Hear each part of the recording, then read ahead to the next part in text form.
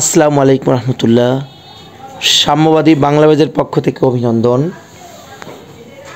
আজ আমরা আলোচনা করব কবিওয়ালা শাহের পাঁচালী টপ্পা গান। গুরুত্বপূর্ণ এমসিকিউ। পাঁচালীকার হিসেবে সর্বাধিক খ্যাতি ছিল কার? দশরথী রায়। অ্যান্টনি ফিরিঙ্গি কী জাতীয় সাহিত্যের রচয়িতা? কবিগান। কবিওয়ালা ও শাহের উদ্ভব ঘটে 18 শতকের শেষে এবং 19 শতকের প্রথমে।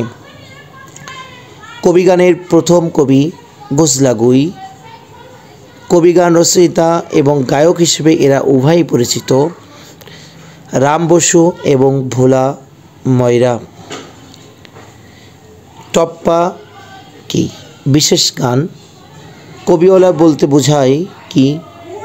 কবিতাকে জীবিকা নির্বাহের উপায় হিসেবে গ্রহণকারীদের বলা হয় কবিওয়ালা। শায়ের হচ্ছে একটা দোভাষী সাহিত্য।